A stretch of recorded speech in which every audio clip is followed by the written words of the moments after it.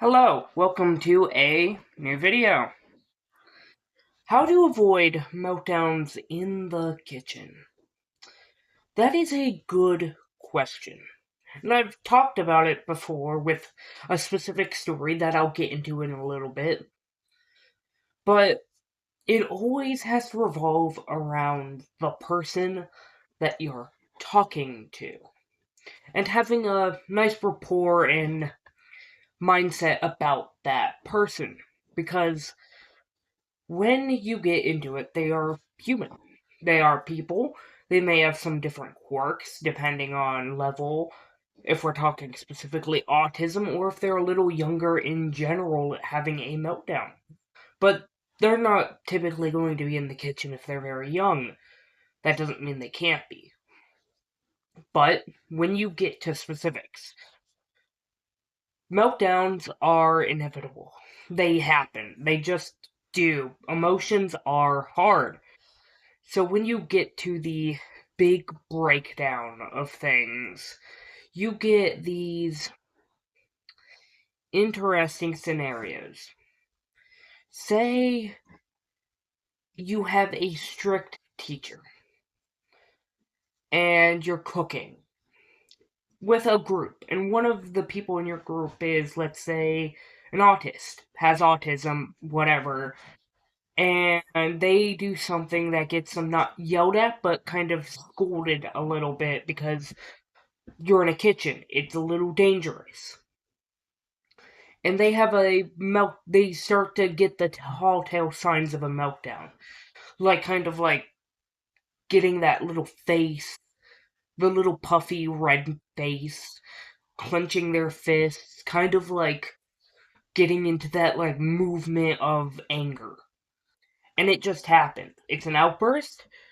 You might hear like a little, not growl, but like they're preparing to yell or they have already started. What I do, what I have done, is I instantly get their attention. I say their name, and I'm like, do you, and then I instantly ask, in this scenario, do you like science? And usually that question kind of throws them off because someone's talking to them. So they turn, and it's like, it kind of snaps them out of that meltdown because I've done nothing wrong to them. So it's like, yeah, I like science. And I'm like, okay, in science, what if you do something wrong in science? Let's say you don't add a certain amount of things like you're supposed to, or you're missing something. What happens? And they might respond, this has happened to me, so I'm speaking from a actual scenario that happened. Well, it'll explode, or something will go wrong. And I kind of get them understanding that. And then I go on to explain Miss whatever, or the teacher is just very passionate about what they do. So, well, yes, it might be a little bit too passionate. They care. They really do care. And it's normal for us to get angry. But what happens is we kind of get to calm down a little bit and get right back to cooking. Fixes everything. Now, this may not fix, well, it might not work for every scenario, but it worked for me, and that's just what I'm speaking on. Now, it's always best that if they are going to have a meltdown, that you get them to a place where they're either not in the way with multiple, if there's multiple people, and you get them away from, like, the burners or knives or anything that could fall in or hurt them. Because in my experience, meltdowns can stem from anything from just yelling to yelling and moving, which could knock something down.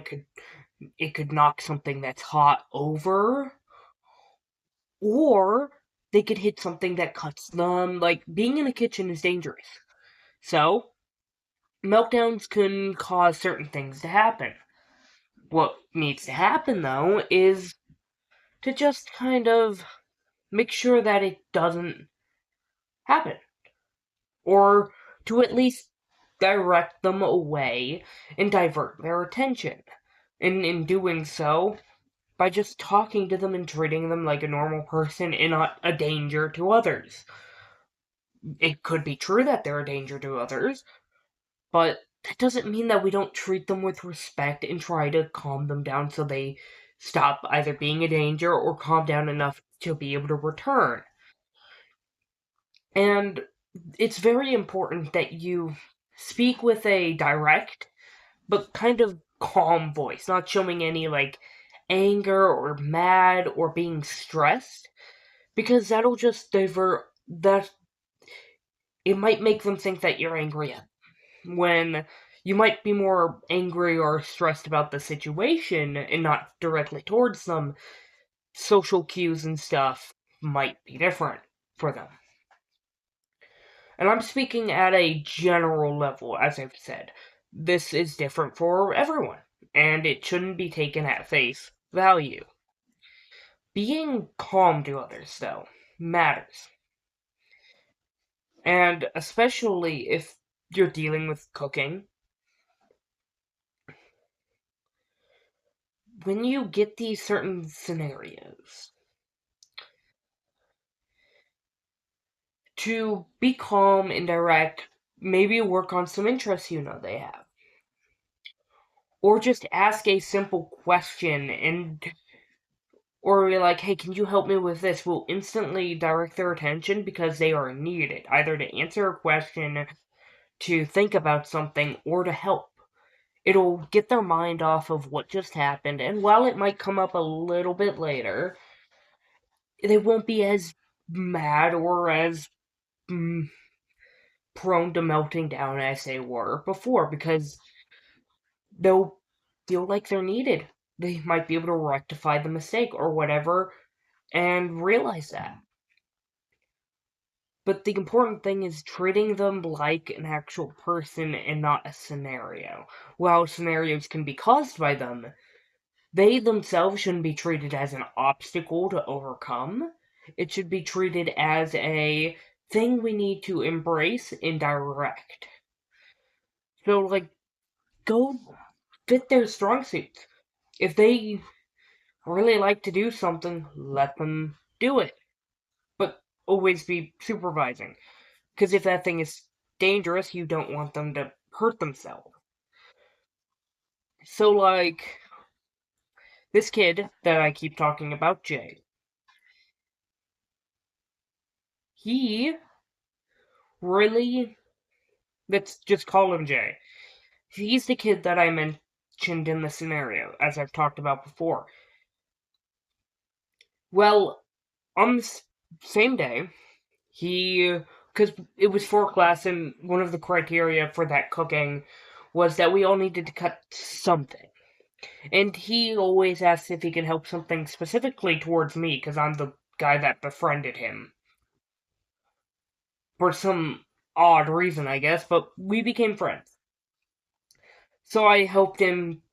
Well, he needed to cut something, so the teacher kind of pulled me aside and was like, he can cut like a strawberry or something, just like be there with him. Because I was cutting strawberries and it's like I had like a few left, so it's like, yeah, he can cut a slice of strawberry or whatever. So I was directing him to do it and all that, because he wanted to help. And he's not bad at cooking. He just needs some assistance, and that's what I did. I assisted him. I showed him how to, like, he knew how to cut, but I still showed him, and I'm right-handed, he's left, so he got a little angsty about that, because I was telling him from a more right-handed approach, when I should have probably been like, I should have showed him how to do it left-handed, when I may not be left-handed, but I could probably still do it with some amount of precision. But yeah, we did it. He did it. I made sure that I made sure he felt like he was being helped. Sorry if that just happened. My computer went off.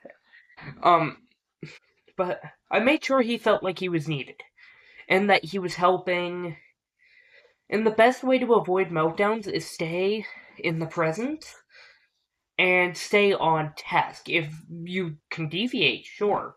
But by staying on task and keeping them on task, you're less likely to result in a meltdown, I guess. Because you're constantly doing something, so if something emotional comes up, like being scolded at, I could be like, hey, can you help me cut this, or whatever, and, like, it'll get them away from the current scenario. Now, again, this won't work for everyone. It was a very specific case where it worked, and I didn't even know he liked science all that much. But it just came into my head and I said it. And it worked. But not everyone likes science, or math, or whatever. So you need to do it by a person-by-person standard, is all I'm trying to say. And remember, I am not a professional. While I work with special needs adults, and sometimes kids, on the regular and have been for the past 6 years, that doesn't make me an expert. As you can't be an expert with those with special needs or whatever unless you have that certain thing. And even then, I wouldn't necessarily say you're an expert. There is no being an expert to different types of people. Sure, you can look at it case by case, or by study, or just by knowing the general feel, but it's a very diverse population. So it'll be different for every person you come into contact with. And this is the part where I usually say no two people are alike, but for certain things there are two people that are alike. But it just depends on the person, and so you keep that in mind. Just saying, hey, you like science, doesn't mean that they'll say yes, and that it doesn't mean that it will go the way you're planning. But just keep in mind the certain feel for the situation and what needs to happen. Are they a danger? Is there something dangerous around them? Is this going to be major? Do you know them? And do you have to move them away from this situation, or can you divert their attention? It all matters on person in a case by case scenario. So, but with that being said, thank you for watching, and I hope you enjoyed. And I will see you next. And I hope that you continue listening to my videos or watching if that's what you prefer. And I'll see you next time.